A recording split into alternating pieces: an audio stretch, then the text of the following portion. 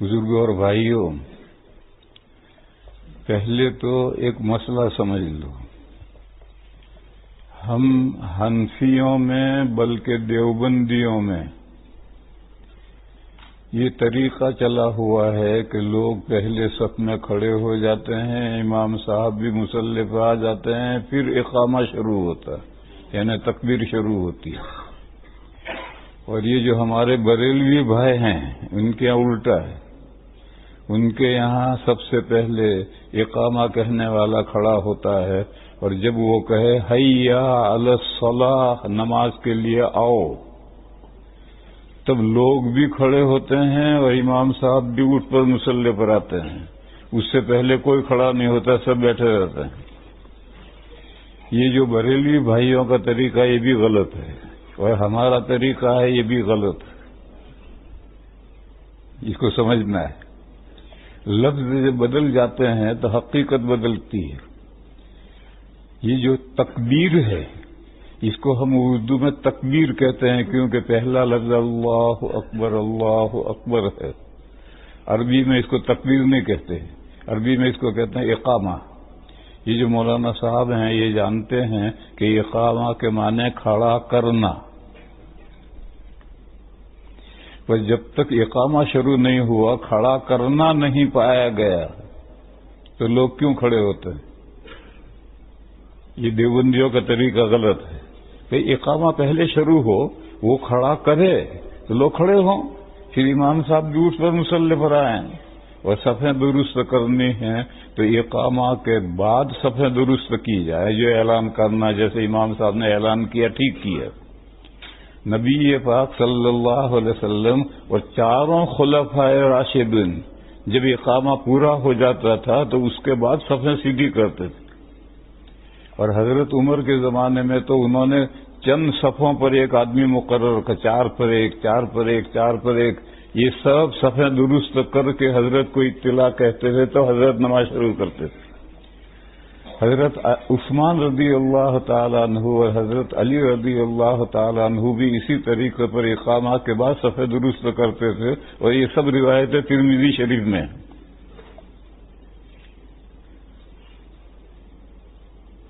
اور آج کل ایک رسم بن گئی ہے کہ امام صاحب نے دائیں طرف دیکھ لیا، بائیں طرف دیکھ لیا، بس دیکھ لیا، ہوگی صفیں سیدھی۔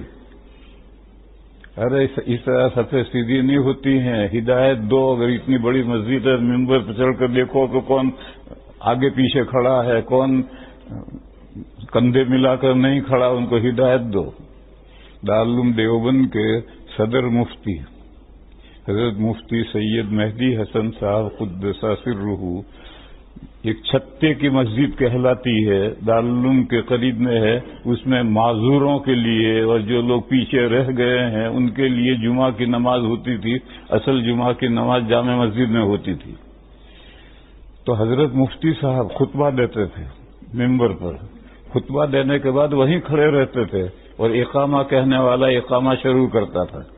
اس نے اقامہ کر دیا، اس کے بعد حضرت وہیں کھڑے کھڑے، وہ لال ٹوپی والے ذرا آگے بڑھو، فلاں صاحب ذرا مل کر کھڑے رہو، ایسے پوری مسجد کی صفیں درست کر کے پھر نیچے اتر کر کے نماز شروع کرتے تھے۔ تو صفیں درست کرنے کا وقت اقامہ کے بعد ہے، اور کھڑے ہونے کا وقت بھی اقامہ کے بعد ہے۔ تو ہم جب اقامہ شروع نہیں ہوا، کھڑا کرنا نہیں پایا گیا، تو ہم کیوں کھڑے ہو گئے؟ معلوم ہے ہم بھی غلط ہیں۔ اور بریلوی کہتے ہیں کہ نہیں، حیا علی الصلاۃ پر کھڑے ہو۔ ارے بھائی، اقامہ تو اللہ اکبر سے شروع ہوا، جب کھڑا کرنا پایا گیا تو کیوں کھڑے نہ ہو؟ تو وہ جو کہتے ہیں وہ بھی غلط ہے، اور ہم جو کرتے ہیں وہ بھی غلط ہے۔ صحیح کیا ہے؟ جب وقت ہونے والا ہو اور 5 سیکنڈ رہ جائیں تو اقامہ کہنے والا فوراً کھڑا ہو کر اقامہ شروع کر دے، پھر اس کے بعد لوگ کھڑے ہوں، اور امام صاحب کو صفیں درست کرنی ہو، 1-2 صفیں ہوں تو اس میں تو خاص کرنے کی ضرورت نہیں پیش آتی، مگر عید میں، جمعہ میں لمبا مجمع ہوتا ہے تو وہاں پوری صفیں درست کرنے کی ضرورت ہوتی ہے، تو حضرت مفتی صاحب منبر پر ہی کھڑے رہتے تھے اور اقامہ ختم ہونے کے بعد پوری مسجد کی صفیں درست کر کے پھر نیچے آ کر نماز شروع کرتے تھے۔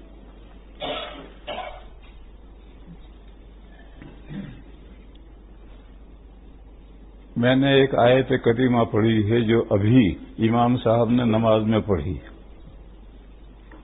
اللہ پاک ارشاد فرماتے ہیں، اگر ہم یہ قرآن پاک پہاڑ پر اتارتے ہیں، لو انزلنا هذا القرآن على جبل،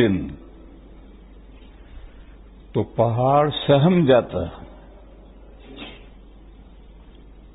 پھٹ جاتا ہے، لرأيته خاشعا متصدعا، پہاڑ سہم جاتا ہے، گھبرا جاتا ہے اور پھٹ جاتا ہے۔ بس بات پوری کر دی۔ لو کا جواب پوشیدہ ہے۔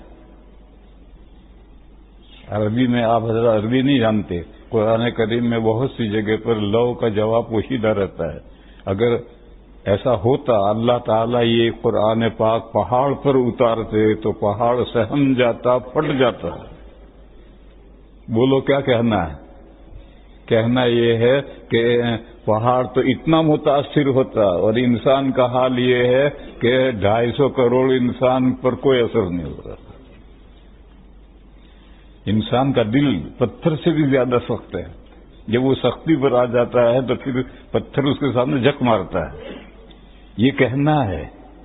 پھر فرمایا کہ تلک الامثال نضربها للناس لعلهم يتفکرون، یہ ہم مثالیں مار رہے ہیں تاکہ لوگ سوچیں کہ ہم کیا کہنا چاہتے ہیں۔ اللہ پاک فرماتے ہیں کہ یہ مثال ہم نے ایک ماری ہے تاکہ لوگ سن کر سوچیں کہ اللہ پاک کیا فرما رہے ہیں۔ تو یہ قرآن کریم اتنی تاثیر رکھتا ہے۔ سورہ رعد میں ایک دوسری آیت ہے، وَلَوْ أَنَّ قُرْآنًا سُيِّرَتْ بِهِ الْجِبَالُ أَوْ قُطِّعَتْ بِهِ الْأَرْضُ أَوْ كُلِّمَ بِهِ الْمَوْتَىٰ، اگر قرآن میں اللہ یہ تاثیر رکھ دیتے کہ ایک آیت پڑھ کر پہاڑ سے کہا چل تو پہاڑ چلنے لگتا۔ وَلَوْ أَنَّ قُرْآنًا سُيِّرَتْ بِهِ الْجِبَالُ، قرآن کی ایک 2-4 آیتیں پڑھ کر کے یہاں سے دیوبند پہنچ گئے 5 منٹ میں، قطعت بہ الارض، مردہ لیٹا ہوا ہے، قرآن پڑھ کر اس سے کہا بول تو بولنے لگا۔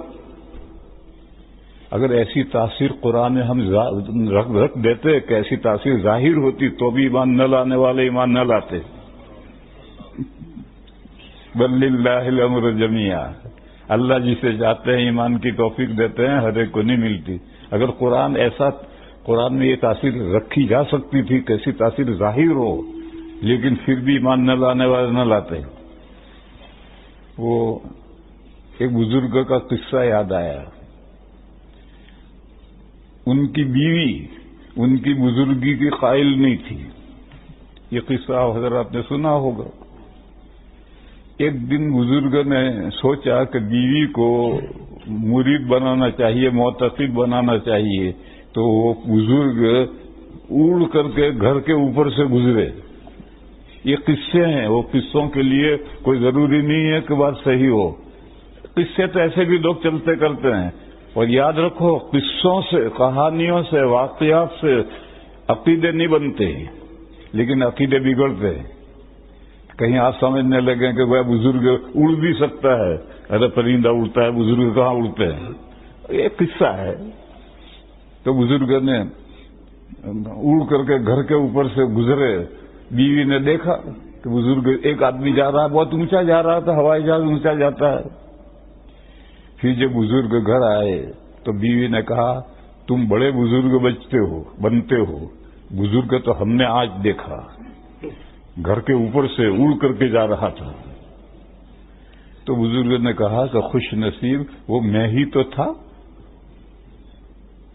تو کہنے لگی ہاں اسی لیے ٹیڑھے ٹیڑھے اڑ رہے تھے۔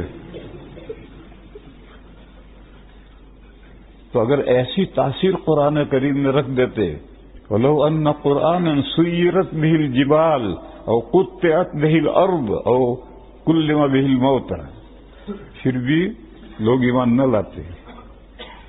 بل للہ الامر جمیعا، سارا معاملہ اللہ کے اختیار میں ہے. وہ جس کا دل کھولتے ہیں وہ ایمان لاتا ہے، جس کا دل نہیں کھولتے وہ ایمان نہیں لاتا. ایک واقعہ مجھے یاد آیا. آپ کا دارالعلوم دیوبند، اس کا پہلا فرزند حضرت شیخ الہند قدس سرہ ہیں، جنہوں نے ریشمی رومال کی تحریک چلائی تھی اور ہندوستان کے آزاد کرنے کے لیے مالٹا جیل میں انگریزوں نے ٹھونس دیا تھا ان کو.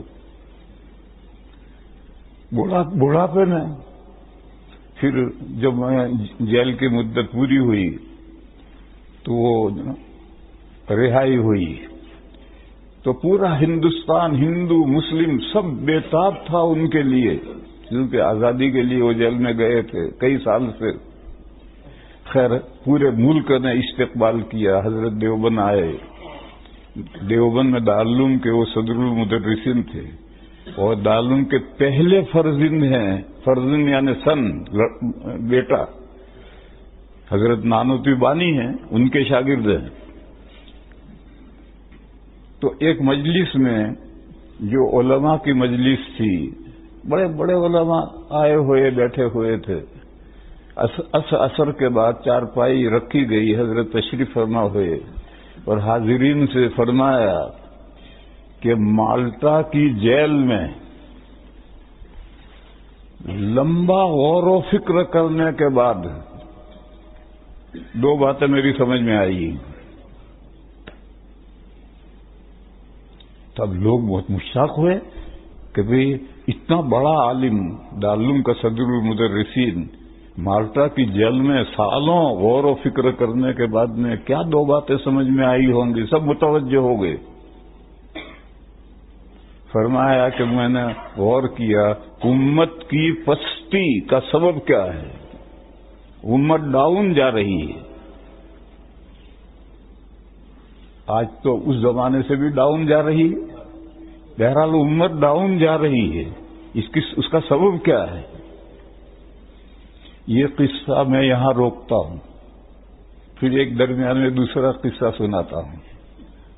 حضرت مولانا محمد عمر صاحب پالنپوری رحمہ اللہ قدس سرہ تبلیغی جماعت کے بڑے آدمی تھے.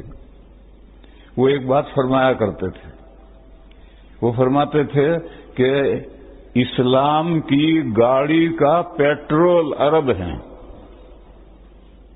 ہم تو بے پیٹرول کی گاڑی دھکا دے کر چلا رہے ہیں.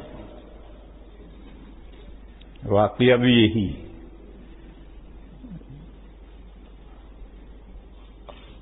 نبی پاک صلی اللہ تعالی علیہ وسلم کو اللہ نے جو جزیرت العرب میں مبعوث کیا ہے تو بلا وجہ نہیں کیا ہے. اس قوم کے اندر کچھ خصوصیات ہیں، کچھ خوبیاں ہیں.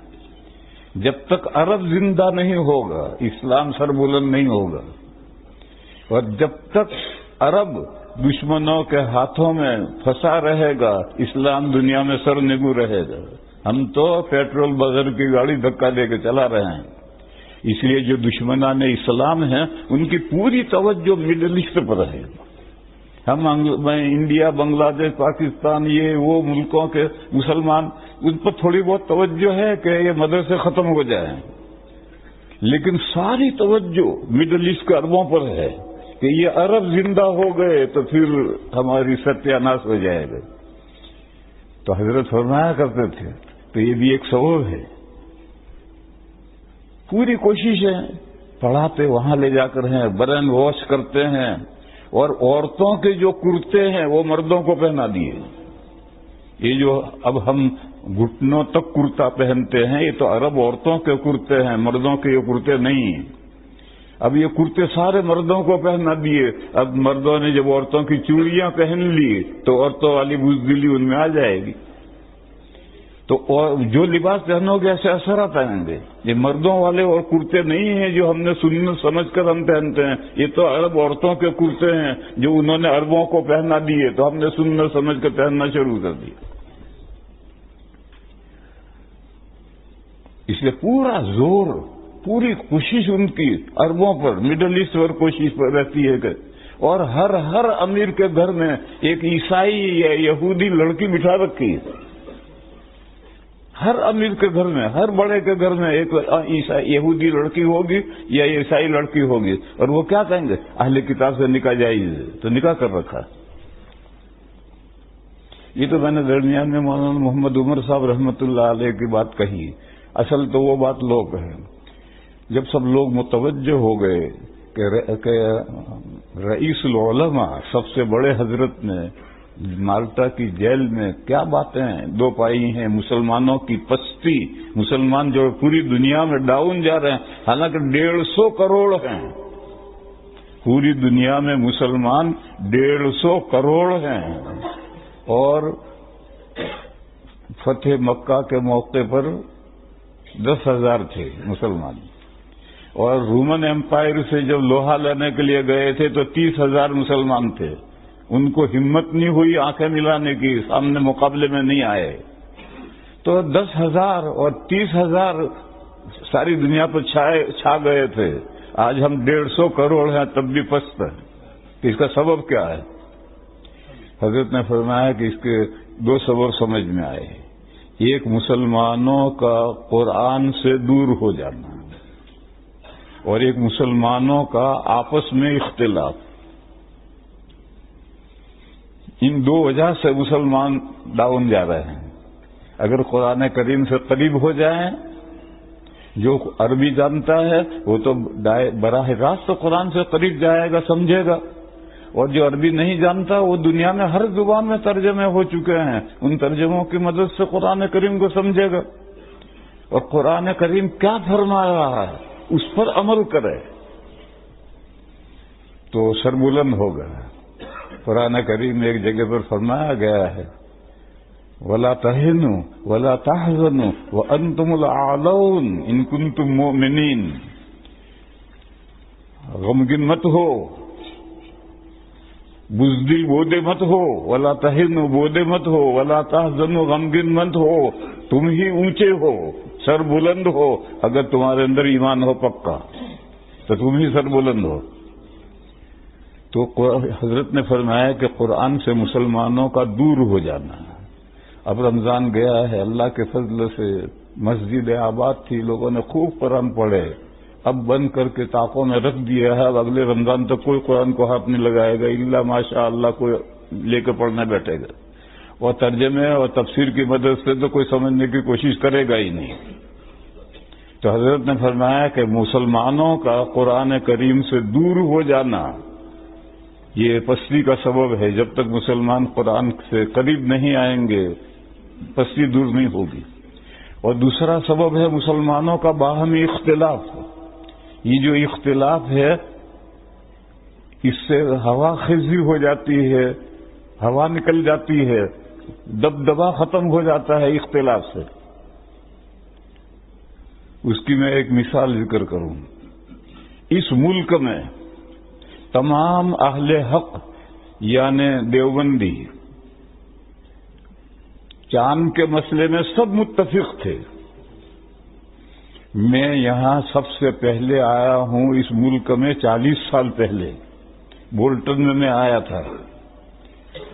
اس لیے میں یہ جو چاند کے مسئلے میں ہمارے درمیان میں اختلاف ہوا، اور آج گھر گھر میں اختلاف ہے. ایک گھر میں بیوی ادھر ہے، بیٹے ادھر ہیں، شوہر ادھر ہے، بھائی ادھر ہے، ایک ادھر ہے. یہ جو اختلافات ہم دیوبندیوں میں ہو رہے ہیں، ساری دنیا کے اختلافات کو چھوڑو، آج ہم دیوبندیوں میں جو اختلافات ہو رہے ہیں اس کی بنیاد آج سے 35 سال پہلے پڑی تھی.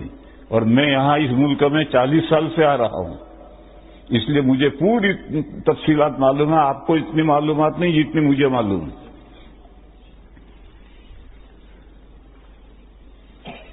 تمام اہل حق، تمام دیوبندی، تمام گجراتی مقامی رویت کو دیکھتے تھے، یا اس پٹی پر جو ملک ہیں ان کی رویت کو دیکھ کر کے رمضان شروع کرتے تھے، رمضان ختم کرتے تھے.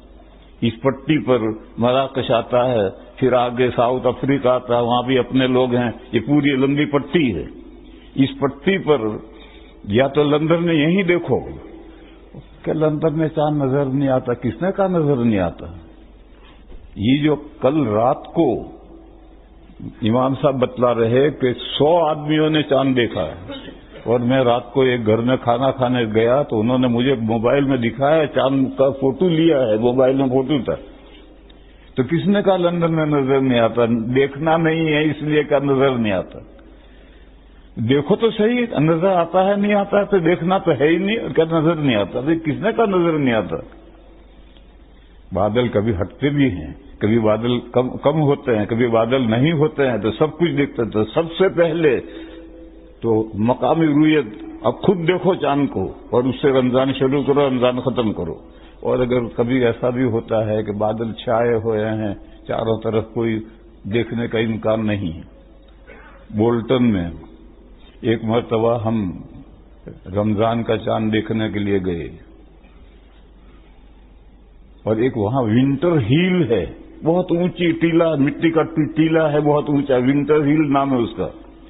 اس کے اوپر ہم سب چڑھے، 10-15 آدمی تھے.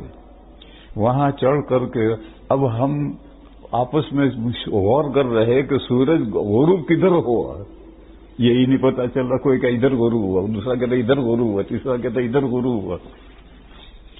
یعنی اس ونٹر ہل پر چڑھ کر کے ہم یہ بھی متعین نہیں کر سکے کہ سورج غروب کدھر ہوا، تو کیسے دیکھیں گے چاند؟ ایسا کبھی ہو جاتا ہے. تو ایسا اگر ہو جائے تو پھر اس پٹی پر جو دوسرے ملک آئے ہیں جہاں کا ویدر صاف ہوتا ہے، وہاں کے چاند کا اعتبار کرتے تھے ہم، اور سب ہم متفق تھے. قرآن کریم کا یہی حکم ہے. فرمایا فمن شہد منکم الشہر فلیصمہ، جو شخص، اوپر سے آیت ہے شہر رمضان الذی انزل فیہ القرآن ہدی للناس وبینات من الہدی والفرقان فمن شہد منکم الشہر فلیصمہ. فرمایا کہ یہ جو قرآن پاک ہے یہ رمضان شریف میں اتارا گیا ہے، اور یہ رمضان کے روزے کیوں رکھے ہیں؟ اس لیے کہ اس مہینے میں قرآن پاک اترا ہے، اور نبی پاک صلی اللہ علیہ وسلم نے اس مہینے میں تراویح مسنون کی ہے. قرآن میں تراویح کا ذکر نہیں ہے، حدیث میں ہے، تراویح مسنون کی ہے، تاکہ وہ جو قرآن رمضان میں اترا ہے پورے رمضان میں ایک مرتبہ اسے پڑھا جائے اور سب لوگ سنیں. ہمارے بعض بھائی ہیں وہ کہتے ہیں تراویح 8 رکعت ہے، اور 8 رکعت پڑھ کر کے ایسے بھاگتے ہیں جیسے استبل میں سے گدھے بھاگتے ہیں. وہ پورا قرآن کہاں سنتے ہیں؟ وہ تو 8 رکعت کے بقدر قرآن سنتے ہیں، باقی تو 12 رکعت کا قرآن تو وہ سنتے ہی نہیں. اور یہ تو تراویح تو مقرر ہی کی گئی تھی کہ تاکہ پورے رمضان میں پورا قرآن لوگ سنیں. یہ محروم پورا قرآن سن ہی نہیں پاتے.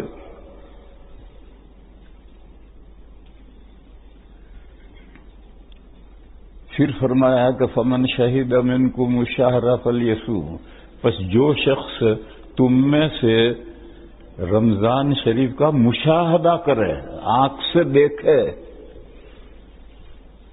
وہ اس مہینے کے روزے رکھے.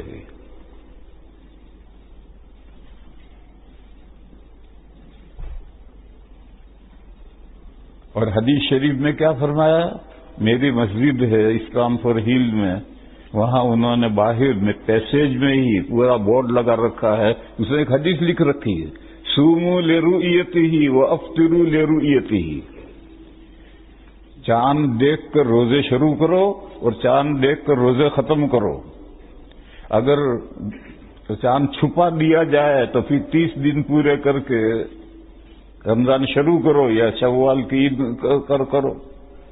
یہ حدیث ہے، یہ سنت ہے. تو قرآن اور سنت پر جب تک ہم نہیں آئیں گے ہمارے اختلافات ختم نہیں ہوں گے. 35 سال سے میں یہ اختلافات دیکھ رہا ہوں، اور یہ اختلافات صرف قرآن و سنت سے ہٹنے کے نتیجے میں ہیں. قرآن کی یہ آیت ہے فمن شہد منکم الشہر فلیصمہ، بس جو شخص تم میں سے چاند کا مشاہدہ کرے، چاند کو دیکھے وہ اس مہینے کے روزے رکھے. اور مسئلہ بھی یہی ہے کہ ہر تمام جگہوں میں ملک میں ہر آبادی میں آبادی والے چاند دیکھنے کی کوشش کریں گے. یہ نہیں کہ دلی سے خبر آ جائے گی، بامبے سے خبر آ جائے گی، نہیں، خبر نہیں، پہلے دیکھنے کی کوشش کرو. اور جب سب جگہ پر لوگ دیکھ رہے ہیں تو ایک جگہ کی رویت دوسری جگہ معتبر ہے، لیکن بوگس رویت معتبر نہیں ہے. حقیقی ریئل رویت جو ہے وہ معتبر ہے، بوگس رویت معتبر نہیں ہے. دو چار کی طرح سے واضح ہے کہ یہ رویت ہے ہی نہیں، خواہ کی رویت بنا دی ہے اسے، اس رویت کا کوئی اعتبار نہیں ہے. حقیقی ریئل رویت ہو، اور وہ بھی اس پٹی پر. ویسٹ کی خبر ایسٹ میں معتبر نہیں، ایسٹ کی خبر معتبر ہے، ویسٹ میں معتبر ہے، لیکن ریئل رویت ہو تو معتبر ہے، بوگس رویت ہے تو معتبر نہیں.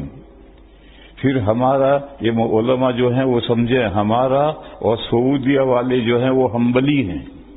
ہمارا اور ان کا ایک بنیادی مسئلے میں اختلاف ہے، وہ یہ ہے کہ مطلب بالکل صاف ہے تو کتنے آدمی کا چاند دیکھنا ضروری ہے. ہمارے یہاں جمع غفیر ضروری ہے، اتنے لوگ چاند دیکھیں کہ جن کا جھوٹ پر اتفاق محال ہو.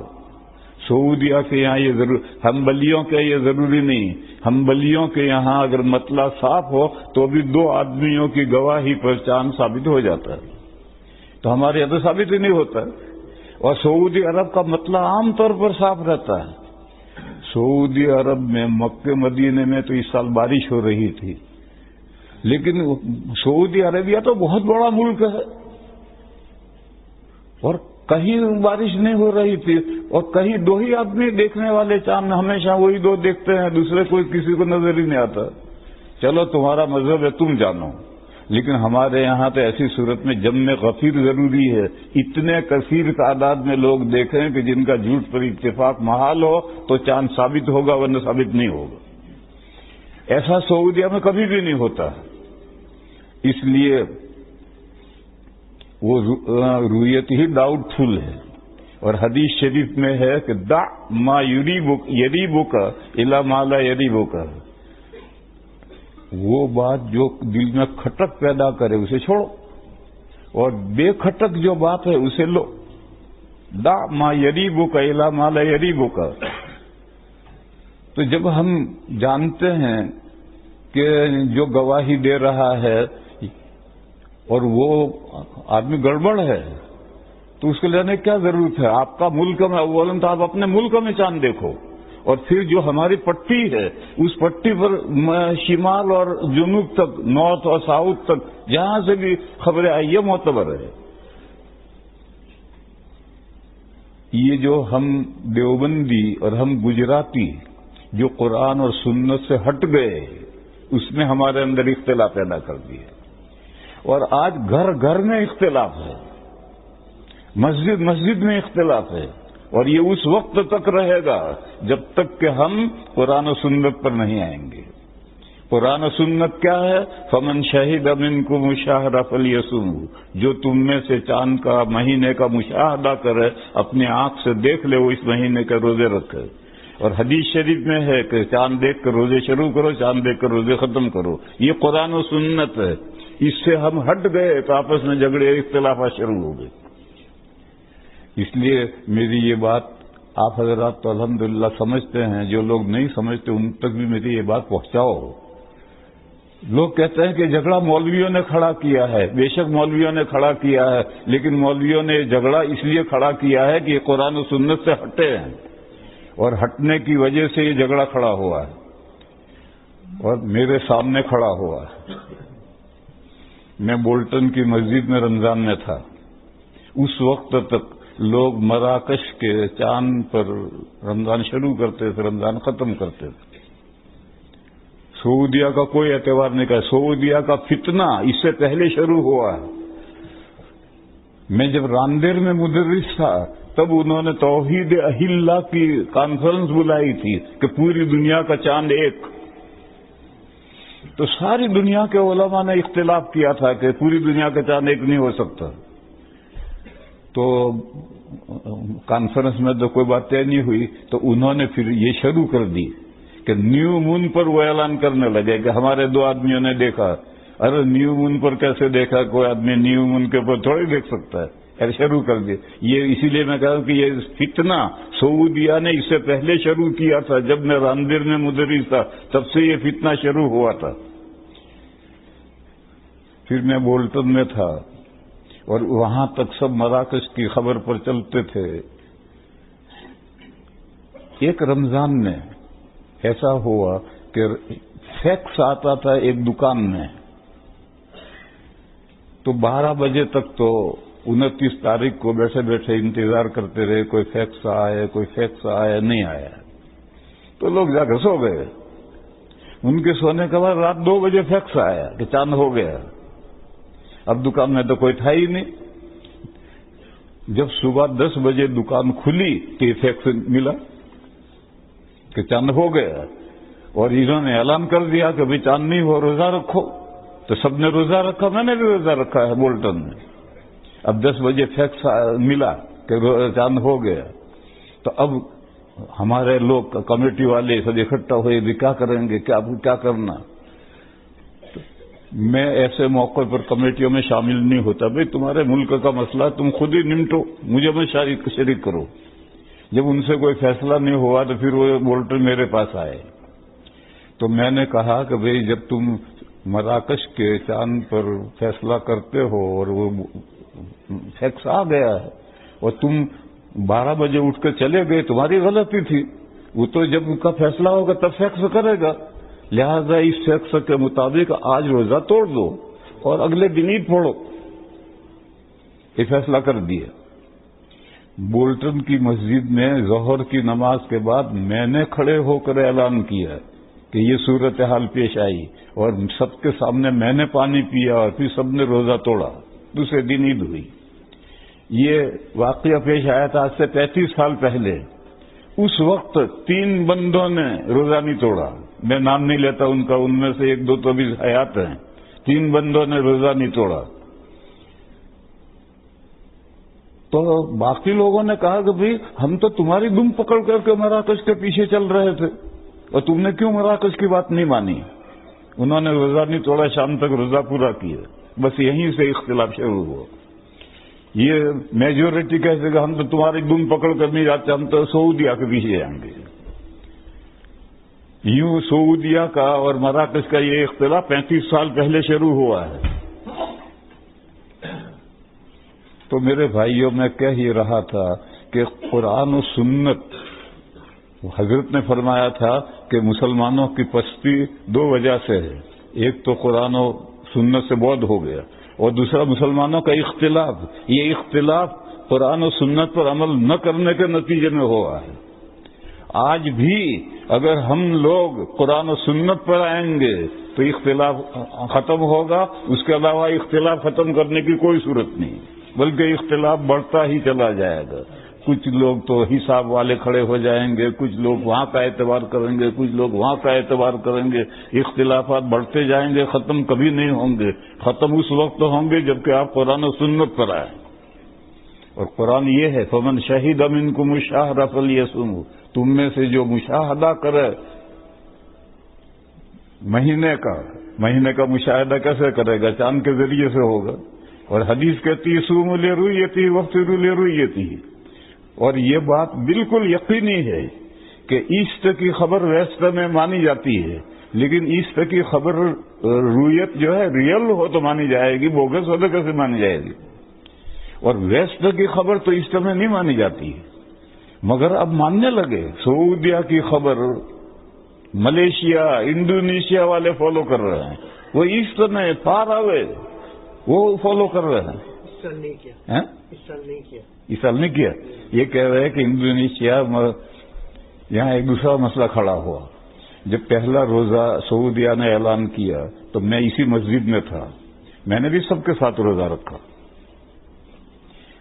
مسجد میں اختلاف نہیں ہونا چاہیے، اور ایک روزہ ہم نفلی رکھ لیں تو کیا حرج ہے؟ تو میں نے بھی رکھا اندر، لیکن جب رمضان ختم ہوا تب بھی یہی صورت پھر پیش آئی۔ اب تو یہ جو آخری روزہ ہے تو فرض ہے، وہ تو میں نے نفل کی نیت سے رکھ لیا تاکہ سب کی موافقت رہے، آپس میں اختلاف نہ ہو، لیکن اب تو یہ تو فرض ہے۔ اب فرض میں لوگوں کی موافقت کی وجہ سے ہم فرض کو چھوڑ دیں، یہ نہیں ہو سکتا کہ لوگوں میں اتفاق ہوا اس لیے آج ظہر کی نماز نہیں پڑھتے ہم، یہ کیسے نہیں پڑھیں گے؟ تو فرض ہے۔ تو اس لیے میں نے روزہ رکھا، آپ حضرات نے بھی رکھا۔ تو جہاں نفل کی بات ہے چلو کوئی حرج نہیں، لیکن جہاں فرض کا مسئلہ آئے گا پھر وہاں اختلاف، عدم اختلاف کو نہیں دیکھا جائے گا۔ تو مولانا یہ کہہ رہے ہیں کہ میرے شاگرد ملیشیا انڈونیشیا میں ہیں، انہوں نے مجھے بتلایا تھا کہ وہ سعودیہ کا فالو کرتے ہیں، لیکن یہ کہہ رہے کہ اس سال نہیں کیا، اس سال دونوں رویتیں بوگس ہوئی ہیں۔ رمضان کے شروع کا پہلا روزہ جو ہے وہ بھی رمضان شروع نہیں ہوا تھا، اور آخری بھی ایک روزہ مس کر دیا، اس سے پہلے عید کر ڈالی۔ بہرحال یہ جو اختلافات ہیں یہ ختم کرنے کا صرف ایک راستہ ہے کہ قرآن و سنت پر آؤ۔ حضرت شیخ الہند نے یہی فرمایا تھا کہ اختلافات کی جو اختلافات ہے اس نے کمزور کر دیا مسلمانوں کو، اور مسلمان قرآن سے دور ہو گئے۔ تو قرآن کے قریب جاؤ، قرآن و سنت پر آؤ گے، اختلافات ختم ہوں گے۔ دوسری بات کتنی دیر ہے؟ 10 منٹ۔ دوسری بات یہ ہے، قرآن کریم میں ایک لمبی آیت ہے، وَلِتُكَبِّرُوا اللَّهَ عَلَى مَا هَدَاكُمْ وَلَعَلَّكُمْ تَشْكُرُونَ۔ آیتیں شروع ہوئی ہیں، یا ایھا الذین آمنوا کتب علیکم الصیام کما کتب علی الذین من قبلکم، وہاں سے آیتیں شروع ہوئی ہیں۔ اور روزوں کو فرض کرنے سے پہلے 7 طرح سے ذہن سازی کی گئی ہے، اور ذہن سازی جو کی جاتی ہے اس میں کبھی وقفہ رکھا جاتا ہے اور کبھی وقفہ نہیں رکھا جاتا ہے۔ دیکھو شراب حرام کی تو عربوں کی گٹی میں پڑی ہوئی تھی، جیسے یورپینوں کی گٹی میں شراب پڑی ہوئی ہے ایسے ان کی گٹی میں پڑی ہوئی تھی۔ تو 4 مرحلوں میں قرآن نے شراب کو حرام کیا، ایک مرحلہ، پھر وقت ایک عرصے کے بعد دوسری آیت تھی، تیسری آیت تھی، چوتھی آیت میں حرام۔ تو بیچ میں وقفہ ہوتا ہے۔ روزوں کے بارے میں جو ذہن سازی کی ہے اس میں بیچ میں وقفہ نہیں کیا، مسلسل ہی 7 طرح سے ذہن سازی کی، اور ذہن سازی کر کے پھر روزوں کا حکم دیا کہ جو مہینے کا مشاہدہ کرے وہ روزے رکھے۔ پھر آگے فرمایا کہ اگر کوئی بیمار ہے یا کوئی سفر میں ہے اور روزہ نہ رکھنا چاہے نہ رکھے، اور جتنے روزے جائیں گے اتنے روزے بعد میں قضا کرنے ہیں۔ پھر فرمایا یرید اللہ بکم اليسر ولا یرید بکم العسر، اللہ تعالیٰ تم پر آسانی کرنا چاہتے ہیں، تم کو پریشان سختی میں تنگی میں نہیں ڈالنا چاہتے۔ بیمار ہے بیچارہ، کیسے روزہ رکھے؟ تو اللہ نے کہا مت رکھ۔ سفر میں ہے، عرب کا گرمی کا سفر ہے، پہاڑوں کا نہیں برداشت ہو سکتا، مت رکھ۔ گھر جب جائے اس وقت قضا رکھ لیجئے۔ یہ اللہ نے سہولت کی، یرید اللہ بکم اليسر ولا یرید بکم العسر ولتکملوا العدۃ، فرمایا کہ اللہ یہ چاہتے ہیں کہ گنتی پوری ہو جائے۔ 5 روزے بیماری میں گئے، 5 روزے قضا رکھ لیے، گنتی پوری ہو گئی۔ 5 روزے سفر میں گئے، گھر آ کر 5 روزے رکھ لیے رمضان کے بعد، تو گنتی پوری ہو گئی۔ مقصد ہے 30 روزے 29 روزے کرنے ہیں۔ اگر بیماری کی وجہ سے نہ رکھ سکو، سفر کی وجہ سے نہ رکھ سکو تو مس کرو، بعد میں رکھ کر گنتی پوری کر دی، وَلِتُكْمِلُوا الْعِدَّةَ۔ پھر فرمایا وَلِتُكَبِّرُوا اللَّهَ عَلَى مَا هَدَاكُمْ، اور تاکہ تم اللہ کی بڑائی بیان کرو اس بات پر کہ اللہ نے تمہیں راہ راست دکھائی۔ آج کروڑوں انسان ہیں، ان کو دولت ایمان نصیب نہیں ہے۔ اللہ نے اپنے فضل و کرم سے ہمیں ایمان کی دولت دی ہے، اور ہم اللہ کا دین پہچانتے ہیں، یہ اللہ کا فضل ہی تو ہے۔ اس پر تم اللہ کی بڑائی بیان کرو۔ وَلِتُكَبِّرُوا اللَّهَ عَلَى مَا هَدَاكُمْ۔ نبی پاک صلی اللہ علیہ وسلم نے اس آیت کریمہ میں سے عید کی نماز میں تکبیریں بڑھائی۔ یہ جو تکبیرات زوائد ہیں وہ اس آیت کریمہ سے حضور نے نکالی ہیں۔ نماز میں اللہ کی بڑائی بیان کرو۔ پھر روایت 2 ہیں، ایک روایت میں 6 تکبیریں ہیں، پہلی رکعت میں 3، دوسری رکعت میں 3، اور ایک رکعت میں 12 تکبیریں ہیں، پہلی رکعت میں 7، دوسری رکعت میں 5، اور دونوں حدیثیں ضعیف ہیں، یہ بھی ضعیف ہے، یہ بھی ضعیف ہے۔ پھر فقہا میں اختلاف ہوا، حنفیہ نے 6 تکبیروں والی روایت لی، اس لیے کہ جب یہ تکبیرات زوائد ہیں تو زوائد جتنے کم سے کم ہوں وہ بہتر ہے، اور ائمہ ثلاثہ 3 اماموں نے 12 تکبیروں والی روایت لی کہ یہ نماز کا زیور ہے، اور دلہن کو جتنا زیادہ زیور لاد دو اتنا اچھا ہے۔ یوں اختلاف ہو گیا۔ بہرحال اختلاف جب ہو گیا تو ان اماموں کے ماننے والے 12 تکبیریں کہتے ہیں، پہلی رکعت میں 7 تکبیریں کہتے ہیں، دوسری میں 5 کہتے ہیں، ہم 6 کہتے ہیں۔ یہ جو 6 ہیں اور 12 ہیں یہ اس آیت میں سے حضور نے نکالی ہے، وَلِتُكَبِّرُوا اللَّهَ عَلَىٰ مَا هَدَاكُمْ۔ پھر واو آیا عاطفہ اور فرمایا وَلَعَلَّكُمْ تَشْكُرُونَ، اور تاکہ تم اللہ کا شکر بجا لاؤ۔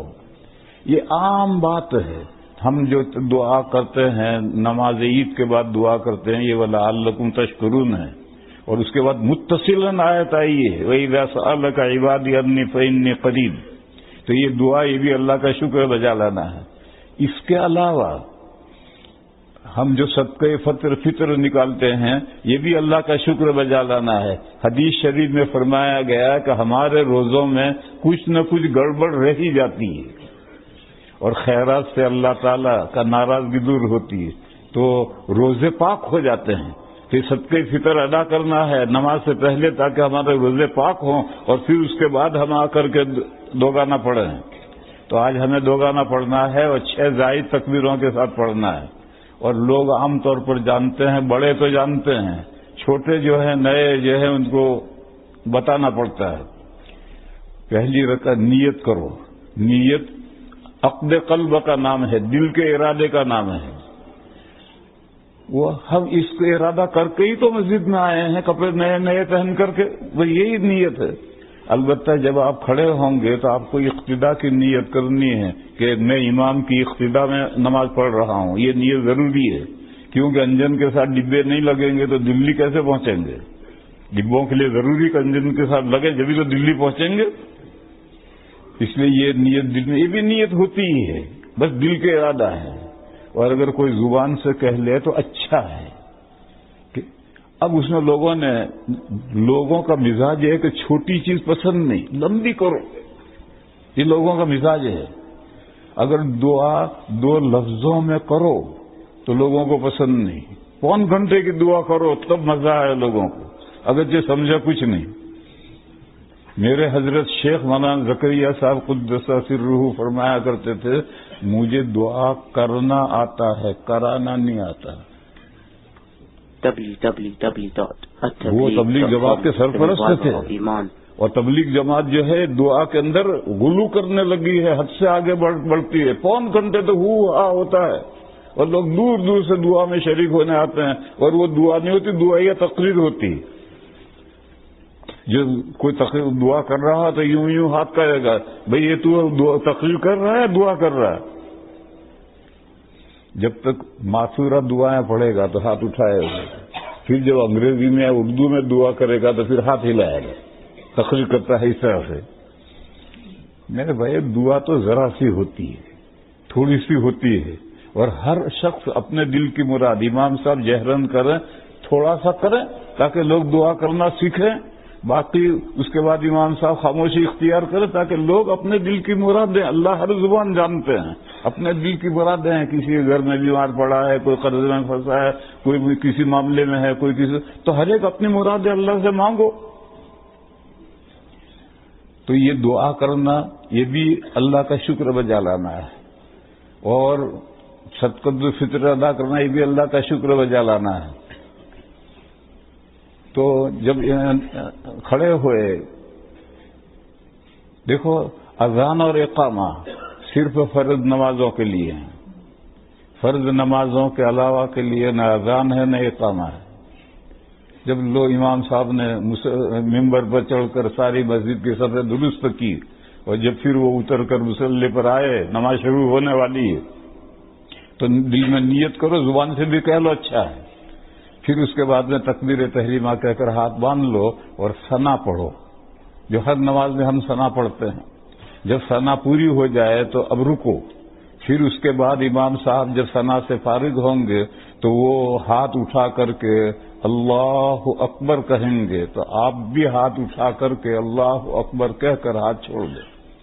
پھر امام صاحب 3 مرتبہ سبحان اللہ سبحان اللہ سبحان اللہ اتنا وقفہ کریں گے، اور اتنا وقفہ کر کے دوسری تکبیر کہیں گے ہاتھ اٹھا کر، تو اس وقت آپ بھی ہاتھ اٹھا کر کے اللہ اکبر کہہ کر ہاتھ چھوڑ دیں۔ پھر اتنا وقفہ کر کے پھر امام صاحب تیسری تکبیر کہہ کر ہاتھ باندھ لیں گے، تو آپ بھی باندھ لیں ہاتھ۔ پھر آگے ذمہ داری امام صاحب کی ہے، وہ سورہ اعوذ بسم اللہ پڑھیں گے، ہمیں کچھ نہیں پڑھنا، وہ اعوذ بسم اللہ پڑھیں گے، فاتحہ پڑھیں گے، کسی جگہ سے قرآن پاک پڑھیں گے، پھر رکوع کریں گے، سجدے کریں گے، دوسری رکعت کے لیے کھڑے ہوں گے، تو کھڑے ہوتے ہی قرات شروع ہوگی، فاتحہ پڑھیں گے، سورت پڑھیں گے، سورت پڑھنے کے بعد میں پھر امام صاحب 3 زائد تکبیریں کہیں گے، وہی ہاتھ اٹھا کر کے اللہ اکبر کہہ کر ہاتھ چھوڑ دیں گے، پھر ذرا سے وقفے کے بعد پھر دوسری تکبیر کہیں گے، پھر تیسری تکبیر کہیں گے، اس کے بعد چوتھی تکبیر ہاتھ اٹھائے بغیر کہہ کر رکوع میں جانا ہے۔ رکوع سجدے کرو، قاعدہ کرو، سلام پھیرو، دعا امام صاحب بھی مانگیں گے، لوگوں کو سکھلائیں گے کہ دعا اس طرح مانگی جاتی ہے، پھر خاموش ہوں گے، لوگ بھی اپنی اپنی دعائیں اپنے دل کی مرادیں مانگیں گے، پھر دعا مانگنے کے بعد میں پھر امام صاحب خطبہ دیں گے، 2 خطبے دیں گے۔ یہ خطبے سننا واجب ہے، اور ہر خطبہ سننا واجب ہے، جمعہ کا خطبہ سننا بھی واجب ہے، عیدین کے خطبے سننا بھی واجب ہے، حتیٰ کہ نکاح کا خطبہ سننا بھی واجب ہے۔ لہذا لوگ اپنی اپنی جگہ بیٹھے رہیں اور دونوں خطبے سنیں، اگرچہ سمجھ میں نہ آئے۔ لوگ کہتے ہیں جب سمجھ میں نہ آئے تو کیا سنیں گے؟ ارے بھائی جو نماز میں فاتحہ اور سورت پڑھتے ہیں تو کہاں تیری سمجھ میں آتا ہے، اور پھر بھی سنتا ہے، اور سننا واجب ہے، تو اسی طرح سے یہ بھی سنو غور سے، اور سننے کے بعد میں پھر اب خطبہ ثانیہ میں امام صاحب دعا کرتے ہیں، اس لیے علماء میں اختلاف ہے کہ نماز کے بعد دعا ہے یا نہیں۔ بعض علماء کہتے ہیں ہے، کیونکہ 5 نمازوں میں ہے، اور بعض علماء کہتے ہیں کہ نہیں، عیدین میں دعا نہیں ہے، وہ تو خطبہ ثانیہ میں دعا ہے۔ بہرحال ہمارے یہاں یہی ہے کہ عیدین کے بعد بھی دعا کرتے ہیں، خطبے میں بھی دعا کرتے ہیں، خطبہ ختم ہوا، کھیل ختم، پیسہ ہضم۔ اب کیا کرتے ہیں لوگ؟ کھڑے ہوتے ہیں، اچھل کود کرتے ہیں اور معانقے کرتے ہیں، خوشی کا دن ہے کرو، لیکن دروازے سے باہر جا کر، سڑک پر کرو، پیسیج میں کرو، گھر جا کر کرو۔ عیدگاہ میں علماء اس کو رسم قرار دیتے ہیں، تو جس بات کو علماء نے رسم قرار دیا ہے اس سے ثواب ضائع کرنے سے کیا فائدہ ہے؟ اس لیے خوب مسابے بھی کرو، معانقے بھی کرو، لیکن عیدگاہ سے نکل کر کے باہر جا کر پیسیج میں یا گھر جا کر دن بھر کرتے رہو، کون منع کرتا ہے؟ لیکن جہاں عید کی نماز پڑھی ہے وہاں یہ مسافے کرنا اور یہ معانقہ کرنا، اس کو علماء نے رسم قرار دیا ہے، اور جیسے بدعات کو چھوڑنا ضروری ہے، رسموں کو چھوڑنا بھی ضروری ہے۔ وآخر دعوانا ان الحمدللہ۔